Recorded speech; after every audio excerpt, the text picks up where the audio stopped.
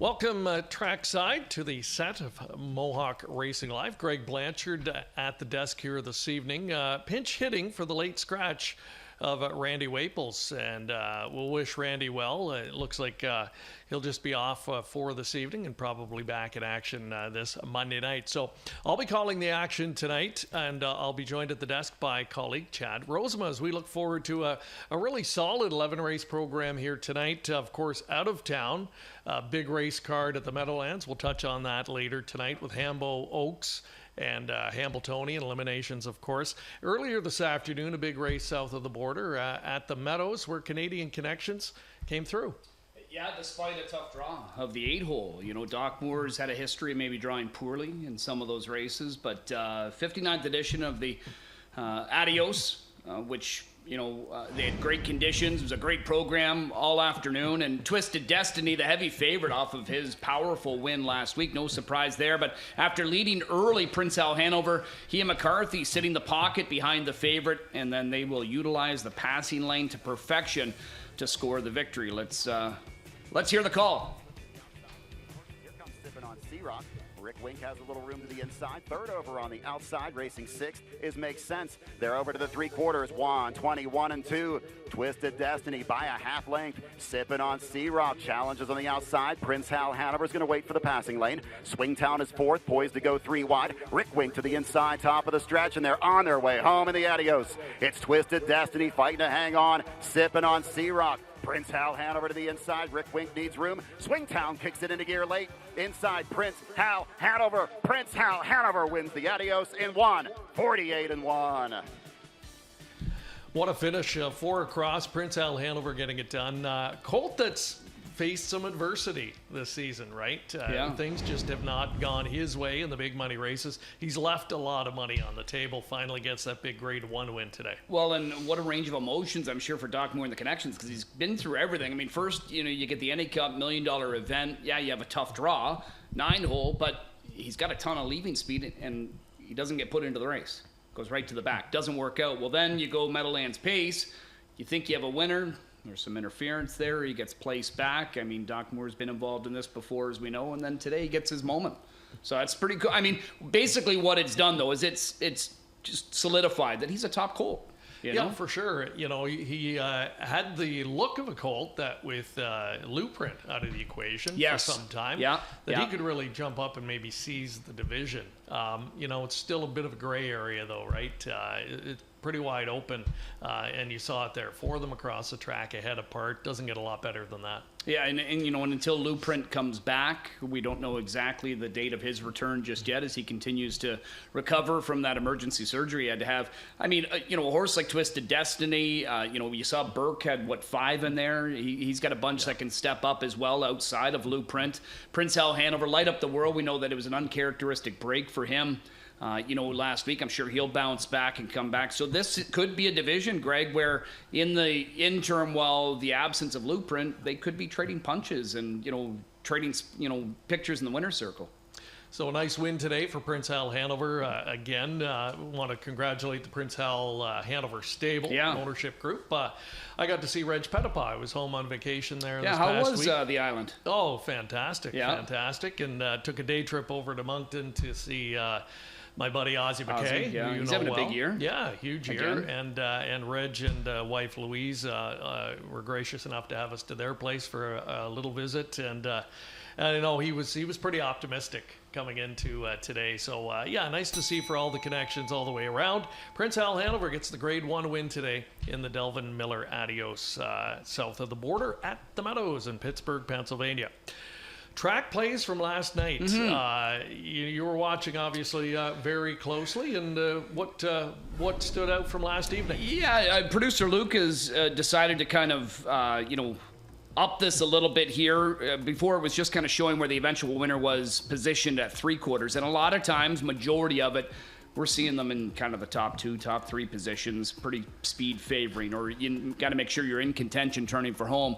Well, here we're seeing some more of that, but he's added, another quarter of a mile into here, going back to the half and where the eventual winner was. So yeah, some of them were, maybe right on the front there, but you can see some were able to kind of make up some ground, including that 4th race winner coming from 8th, not just at the half, but at 3/4, which we just don't see all that often anymore here. But a couple others last night managing to come from 6th. So we had some closers that were able to benefit on the card last night. There were some prices delivering on the program last night. Even James was delivering with a price last night with Absolution.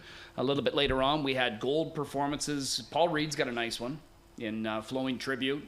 She starts her career 2 for 2. And then Matt Bax, although out of town in some stakes action in New York, Father John was here doing the work. Christopher was able to guide an upset in the second gold that we had. Yeah, some nice 2-year-olds this year. It's going to be exciting. Diabolic Hills, the one that's turning head south of the Randy border. Stobie, Won again last night. From the 10-hole? Was it the 10-hole last night? Yeah, and did it easily. And of course, I don't think the ones here locally are going to take a backseat to anybody this year. So it's going to be a fun next few weeks leading up to perhaps the Mohawk Million. Yeah, exactly, for the trotters. And then, as we know, we're already generating buzz as far as the 2-year-old pacers with Bo Jangles. Right. His next stop will be Grand River Industry Day. Are you going to be part of that again as well? We will. Yeah. We'll be there for that. Interesting this year too, right? Going straight to the final. First time ever. On a 5/8 mile track. I mean, a good group. But you'd like to see a limbs, if you could. But what do you think? The group overall looks so strong that it maybe scared some away. What do you think? Could be that, because I remember when I was there for the one season as racing manager, that was the last year as the half. And the consensus between not just management there, but the horse people were, when you're transitioning over to the 5/8, the thought was, we're going to get more interest now into those stakes races, because the half, especially in the summer and that heat, can get to be taxing. And we've witnessed it ourselves. There's been some horses that have not come out of that race fantastic because of some tough trips on the half. Maybe it was this. I mean, Bo Jangles would scare some away, I would think, till the cows come home. Maybe some others in there as well. I know in talking to Bob McClure last night, he was happy that, at least it's 8, not 9, because he knows everybody's going to be on the game. Yeah. Right? That second tier can be tricky there. And the connections that are in it are going to be happy, obviously, not having to race that extra week in elimination. True. Especially if you were on the fence. I know Doc Moore was non-committal about what he was going to do, whether it was going to be, are we going to go that route, or are we going to maybe do some Dream Maker ahead of the next gold and some Grand Circuit? Because you got to manage them, right? Like he said, I think you want, somewhere in the neighborhood of 10 to 12 starts a year. So you got to pick your spots. Yeah. So one less start and going right to the final is certainly valuable for these trainers as they try to map out those schedules, as you said.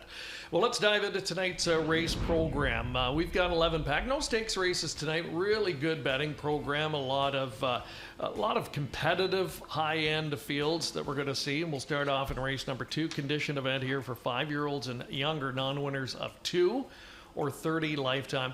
Want to put the focus on number 4, Franco Santana, 3-1 in the morning line, coming off an impressive win last time.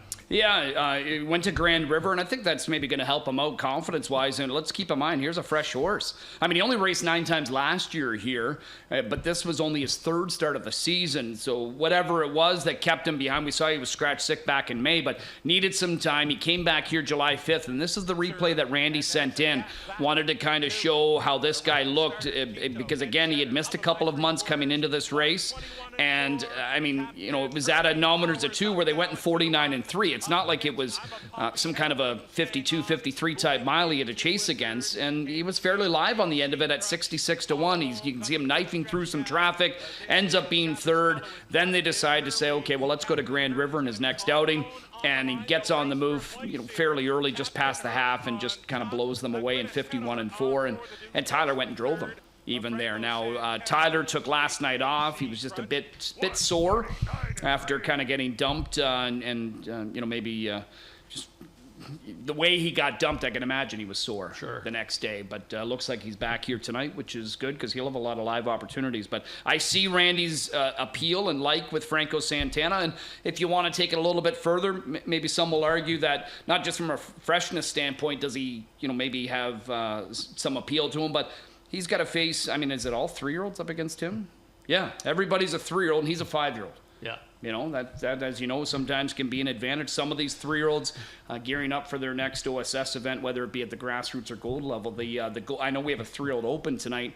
Those gold horses will be on the Grand River program as well next stop for Industry Day. For sure. And, when you look at that replay, that's why it's critical to have a look back at those. There he is finishing third, but when you see him in action there, he's a big, strong, long striding type horse that probably takes a while to get into top gear. So others had momentum there, and it was his first start off a qualifier. So it wasn't surprising to see him follow up and win at Grand River, and he should be even a little bit better tonight. Well, exactly, given that he's basically just coming back into his own, right? So there'll be more to offer here for him. I think Chantel's having another solid year. And this is no surprise, too, that Randy likes him because this is his breeding. Western Ideal mare.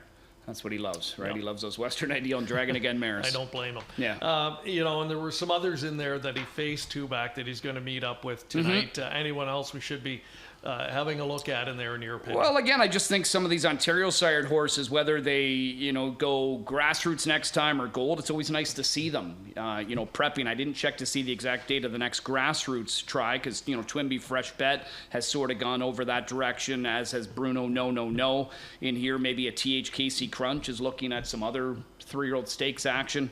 So some of these 3-year-olds could just be prepping for some upcoming events. Well, speaking of 3-year-olds and prepping for perhaps bigger things down the road, a good-looking 3-year-old open tonight. Race number 3 as we turn the page. Chasing a purse of $25,000. An all-star maniac.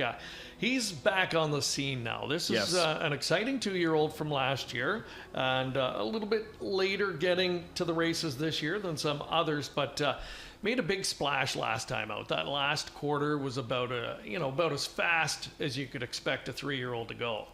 And it just powerful, right? And this is a horse that, he's had some issues that have kept him from maybe a regular schedule. He probably would have had more starts to his credit, had he been physically perfect. But Nick's had to be patient with him, and that's fine because if he can continue to put up performances like this and build off of that, I think All-Star Maniac, and many would agree that he's arguably one of the best 3-year-olds in the Ontario Sire Stakes division, and this was a nice prep for him. I know he's got tonight in the 3-year-old Open ahead of, I would gather they're going to be heading to Grand River for the 5/8s with him, but we haven't talked to Nick by any means, but 25-4, 49-3, and it was James in the bike. He didn't have him, let's say necessarily with a death grip, but he wasn't going to the well either with him. It didn't appear, in my opinion. No, exactly. I think that's a good point. James not the type of guy that's gonna, win by 15 when he can win by 2 and save a little bit in reserve. So I would think that was done comfortably, but also probably wanting to, really, let's ratchet up the speed now. Let's get him up to where he's got to be to beat the best. Yeah, to prep him for those next outings, right? And maybe that was also knowing that, when maybe we were going to race him on Saturday and James wasn't going to be here this Saturday. They kind of knew that, maybe going into that. So Billy's going to pick up a drive. I know he's excited about the opportunity, even knowing that it's, it's just a 1-week rental. But you've got some other good ones here. Crack Shot, he had to miss that last start, which was going to be a test against some older horses, but I don't think he would have looked at a place. And there he prepped with a very easy qualifier, so this again will be another start for him. Doc Moore with Joel and the Jets back here, not sure what his next test is going to be, and then some other OSS horses that again are likely headed to Elora in just over a week. Just quick thought on Boxer Sealster in there. We probably, if you said at the beginning of the year that 5 starts in, he'd be looking for his first win, you'd be surprised by that. Having said that, looks like he's been knocking at the door. What do you expect from him, or what's your assessment of his the way he's come back this year? I think the first couple of starts initially, he maybe was underperforming what I was expecting, and maybe the connections were as well. But I do feel that his last couple of starts, he's looked a little more Boxer Sealster-like. So whether, was there something bothering him, or was it just something where he needed some time? Again, I mean, he's on Lasix now this year, but the last couple of starts, there was no catching crack shot 2 back. And then that latest one, Courts on Fire. And if I'm not mistaken, I think that Blake McIntosh trainee took that win and parlayed it into a Sire Stakes victory, I think. Yeah, if I'm not mistaken. I think he won the other night in 49 or something, and it looked really good. Yeah. Yeah, and I can't quite recall. But I thought I remember seeing him. We'll confirm where that was. But, he's a really nice colt, too. It's just one of those divisions this year where there's a bunch of really nice, 48 to 150 type pacers that are all pretty competitive, stack up well against each other. And I like seeing this put together, Thrilled Open. I mean, if you're the connections, you don't want to. So many of these have money on their cards, and what do they got to do? They got to battle horses that have probably been at the preferred, that are maybe dropping down. That's not ideal. This is a little more in the wheelhouse for everybody. I agree. It's a really nice to be able to schedule that at this point in the season for this kind of a group to keep them on track and race against their own kind. A good looking tilt coming up in race number 7 tonight as well. It's a pop-up series final, and these guys put on a pretty good show the last time out in a couple of them here. Lakers Bank, number 1, and Drinkin' Buddy, number 6. They're going to meet head-to-head here in this pop-up final for $25,000 tonight. So a chance for a horse like a Drinkin' Buddy to get the biggest payday of his career at this point in time.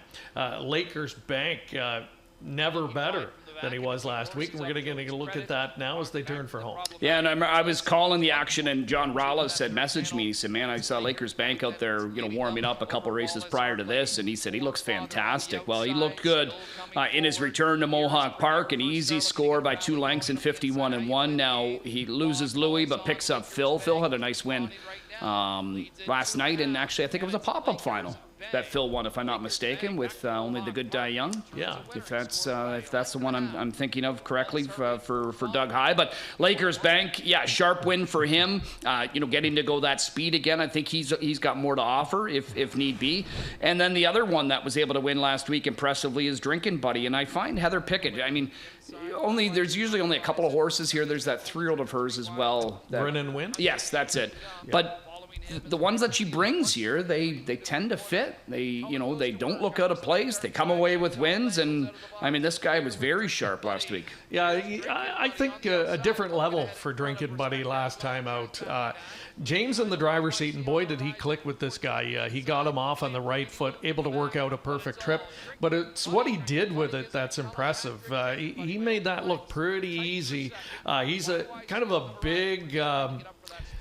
big, easy-going horse that can be deceptive at times, and I think is still learning speed. It seems like over the course of his career, he gets to a different level, takes him a few starts to adjust, and then when he picks that up, he's ready to try the next test. So a nice matchup there. Do you think it comes down to those two? Anybody else? No, I mean, I love that it's this full field of 10 here tonight. I think there's going to be some action, obviously with a little bit more money than most of them are used to racing for, up for grabs. And, a horse like Thunder Country, who had been very good going into the latest start, now picking up Doug. Anytime you get Doug taking over, it's just something you pay attention to, right? Even Forefather, I know he's had his struggles. A lot of times he's going to gap the gate a couple of lengths at the start, but he's in pretty good form right now. I know he still has that, just that one win, but he's one that if they just happen to mix it up, he's going to like. And then Stonebridge Helios, I mean, it's got to be frustrating for the connections, because what's wrong? Where is he? Yeah, we remember that horse winning at the Meadowlands a couple of years ago in 47 against top 4-year-olds in North America at the time. So but he's always been one of those that you feel when you watch over the course of his career that there were times where he left a little bit on the table for whatever reason. And it's got to be a little bit on the frustrating side. Pound for pound, in my opinion, that's maybe the best betting race of the night. And some of these, I want to say last night, the pop-up final was one of the better bet races on the program. Again, it was just evenly matched the way that it came through. And then if that is the race I'm thinking of where Phil won, it ended up being like a 13-1 price or 16-1 or something like that. All right, so that's race 7 tonight, that pop-up final. You mentioned Heather Pickett with Drinking Buddy and Grin and Win. Well, we're going to see him in race 8 tonight as we turn the page. Yeah, there he and Silverwalls, a couple of nice colts that have been banging heads a lot lately, and they're going to meet up with a nice group overall here at this non-winners of 3 level. We want to take a close look at number 8, Fubar Bundy. 10-1 in the morning line, coming off a 7th place finish last time, but the line, you and Randy felt much better than it looks maybe at doesn't first blush. do it justice, right? Right. You know yourself when you handicap and you see a horse that gets away 3rd, and then you see that he doesn't show any outside marks on the chart line. Well, why? Was he not any good, or did he just not get an opportunity? Well, you can see here at this point, he's shuffled already a couple of positions. He looks live. James looking left. He's looking right. I mean, he's surrounded by horses. He's in traffic, and you'll argue maybe over the final 16th, is he climbing over the horses? At this point, I think James knows, where am I going to go? Why? There's no point in really starting him, right back up again, because he might have had to pause it there. But he looked like a live horse, and on top of it, he's charted with broken equipment. I look back at the report, threw a shoe. And that can throw you off, right? Obviously, there was a couple of horses in that race that threw a shoe, but he was one of them. I don't know at what portion it was. But bottom line is, it was his first start Lasix. It was his first race in more than 2 weeks, about 2.5 weeks. And he appeared live. And depending on what they do with him in his next outing, is it going to be continuing in the grassroots after going that route last time, or is it going to be going back to the gold? Maybe it's all dependent on how he fares here tonight. Could very well be. Yeah, another good betting race, pretty competitive on paper. Lukewarm morning line choice, SOS Sports Bet, number 3 here with Dougie McNair driving. He's been right there knocking at the door, ultra consistent. I think it's a good look in here. And Silverwalls, we put the graphic up earlier about winning trips and how they've been primarily, especially here last night. Silverwalls last time out, when you're sitting 7th and 8th, just a little too much work to do. He did individually what you would expect, back half around 54 seconds, but just a little too far to come. And there's question mark horses. Century Lucifer, who he's just getting back into work. He made a break last time.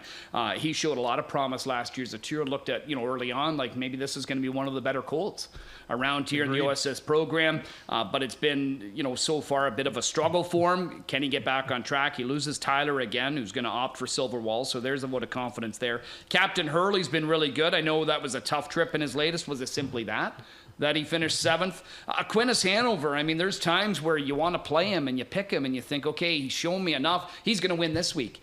And then he just doesn't, he's fast. He just, for whatever reason, has not been able to put it together for a win yet this year. But, they're going back to the well with a couple of these with changes to try and coax a better result. Aquinas Hanover, one of them, goes from blinkers to blind bridle. And Century Lucifer had that miscue at the start last time that cost him all chance. Shoeing change tonight, aluminum to steel up front. So consider that. And I agree, 3rd start out for him. He's got a license to really step up in a big way tonight. Yeah, 100%. Over to race number 9. It'll start the late pick 3. It's the preferred 2 pace, and excellent field of 9 will square off this time around. We're going to focus on a couple of them. First one being Tarasi. Here's a hard hitter that's been one of the best older pacers in Canada the last few seasons. A little bit of mixed results so far this year, but looks like he's in a great spot tonight. Yeah, and he uses with back class too. He had missed nearly a month coming into this start. So to be honest with you, I know he's got a lot of back class, but for him to leave as hard as he did and then sit there and still, be offering up some pace on the end of it, to me, it's a nice opportunity for him to shed some rust, but he raced better than I was predicting he was going to do. Brew Hanover, that's his 11th straight win at Mohawk. Nobody beats Brew right now. No, he might have not even been on his game last week, but he's still the best right now when he lines up in the preferred. Century Komodo, I think he's been racing really well. Although he's not been winning, he's paying his way, with these good checks. But Tarasi, everybody tonight's going to expect, especially with Brew Hanover not here, expect him to improve given the fact that he had basically a month between those starts. And a horse that's won a couple in a row, including Jeez. a preferred 2 win last time out. It's Major. Relatively new recruit for Rene Barassa.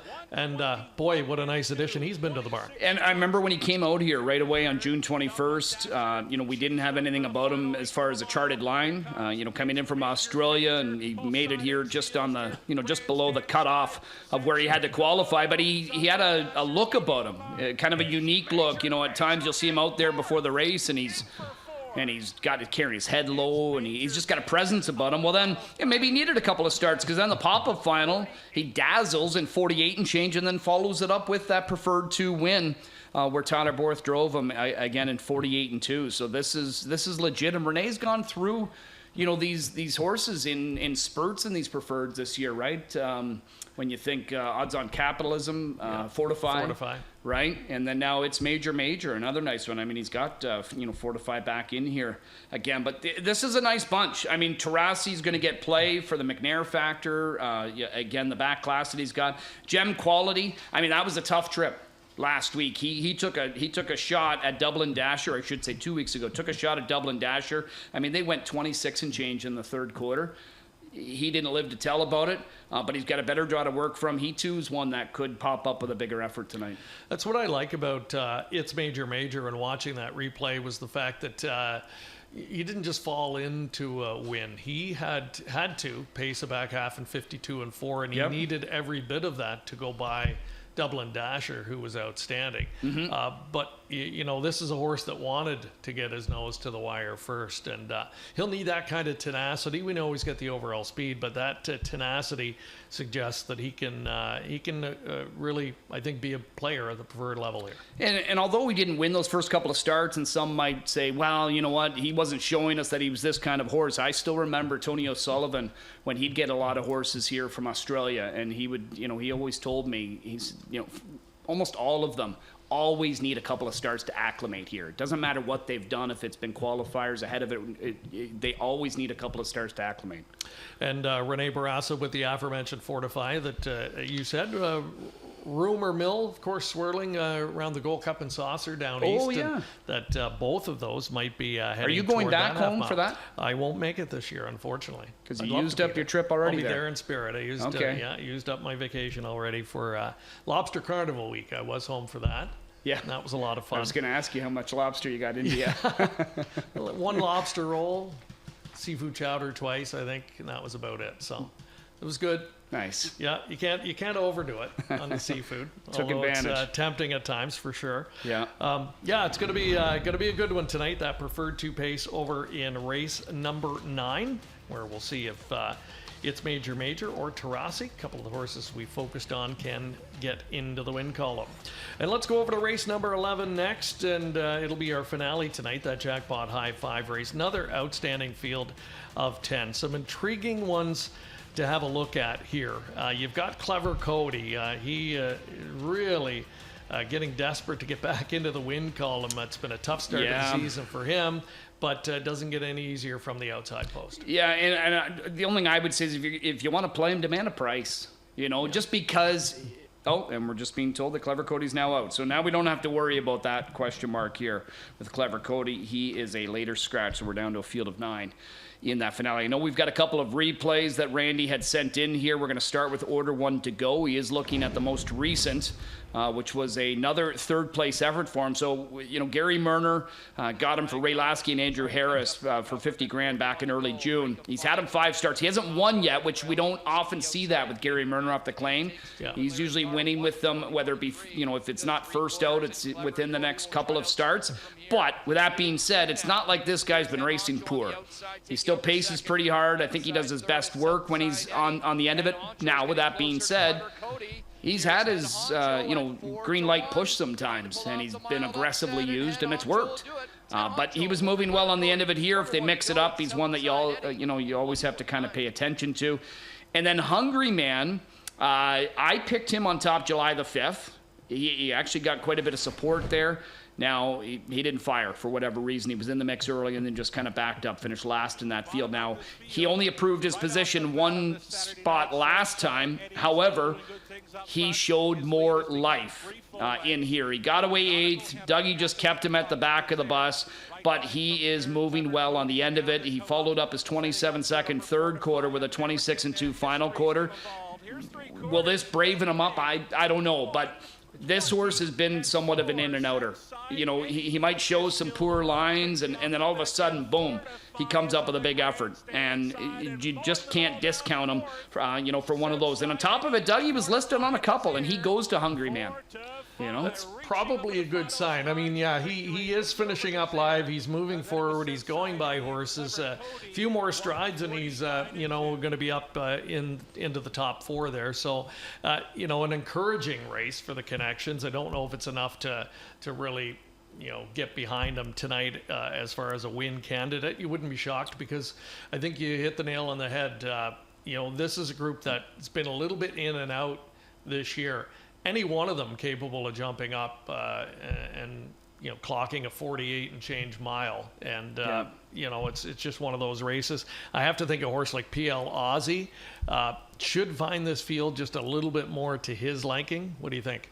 Yeah, he could. And again, Louis, who's been getting along well with him and generally does, Phil might fit him all right, too. Phil doesn't mind sending him. In this spot. So PL Aussie, he too is another one that he's not always as consistent as he maybe once was, but he can still come up with a good effort. Now, we do need to backtrack a bit here. Disregard what I said about Clever Cody. That was apparently some misinformation. They got a different horse. So Clever Cody apparently is Indigo here in this last race. So that does make things a little more tricky, because we both know he can win this if he's on his game. But that's the thing. He seems to lack confidence right now. I agree wholeheartedly. Yeah. The overall speed's still there. He's right there. He reminds me of a former Moore pupil. I believe it was Lala Shadow when he came back and couldn't buy a win. Yeah. You know what I mean? And he was coming back off injury, a little bit of a different scenario at the time, but he was still racing well. He was pacing big miles. He was always knocking at the door, but he just didn't have that winning attitude that he had as a top 3-year-old. Yeah. And, Clever Cody, I think it's a confidence thing wholeheartedly. And, I mean, you just talked about Lawless Shadow, and there's been others. I mean, Clever Cody's not the first horse that has been a great horse at 2 and 3, and then that first year as an age horse at 4, you struggle. And initially, and it might just come around for you later. Yeah, he's a horse that you wouldn't be surprised if he's racing next year, comes back and rattles off 10 or 15 wins. Exactly. You never know. Exactly. So that's an overview of tonight's 11-race program. A really good one. A lot of intriguing races, a lot of good betting races, I think, on the program here tonight. Of course, we've got the big Pick 5 wager right up front, $75,000 guaranteed pool. Getting a look at Kevin Plauch's early Pick 5 play. I believe Kevin was on the broadcast today at the Meadows. Doing the coverage there. Great job there. Hopefully they had a great day. Looked like they did. Absolutely. So Kevin, he's been busy this week, and he sent in his early Pick 5 play. A couple of singles, races 3 and 4. What do you think there? All-Star Maniac there. I know that Mike Probozzi, he sent in an Ontario Racing pick. I think he really likes All-Star Maniac in here as well. So Kevin's going that one for a single, and then he's all in on Madrid, race number 4. And Kevin doesn't mind, like a John Rallis will do. Randy will do it from time to time as well. Regardless of the price, if you just like one, you take a stand. Absolutely. I think that's the way you got to do it in the multi-leg wager. So, he's going to put a lot of faith in his 2 singles, races 3 and 4. That would be an $18 play if you're playing the $1 base bet.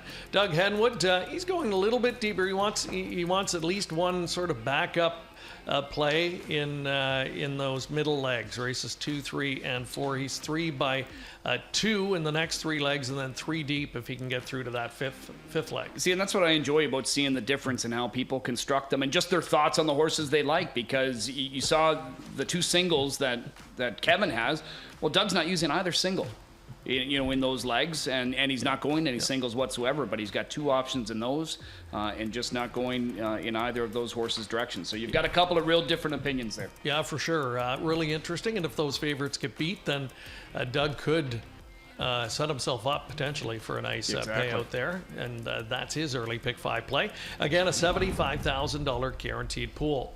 Out of town tonight, well, it's hard to believe, Chad. I know. Just a week away. from the 100th edition of the Hambletonian. And tonight, things will get settled in terms of who we will see competing in that milestone edition next week. Yeah, there's 3 eliminations required for each of the Hambletonian and the Oaks.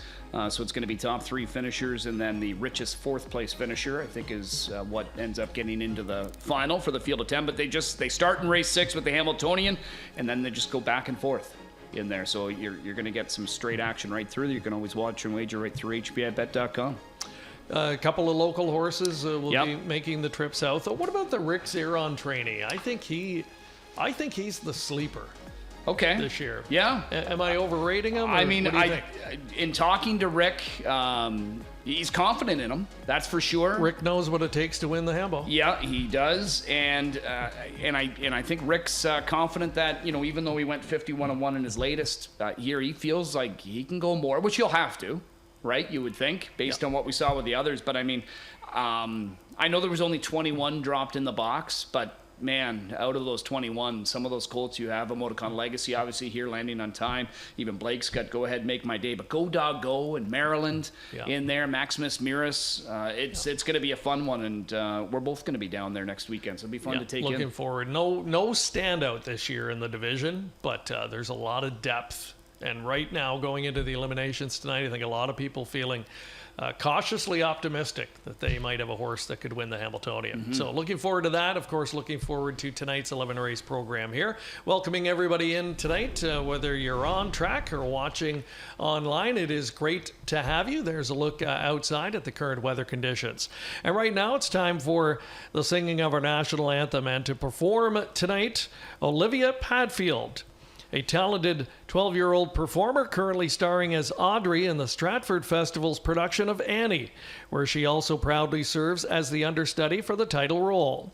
A passionate and dedicated artist, Olivia began playing piano at the age of 2 and has since expanded her musical talents to include violin, voice, and dance. She's a proud member of the Cambridge Youth Orchestra, where she plays violin, and is also part of Pop Nation Canada, showcasing her versatility across genres and styles.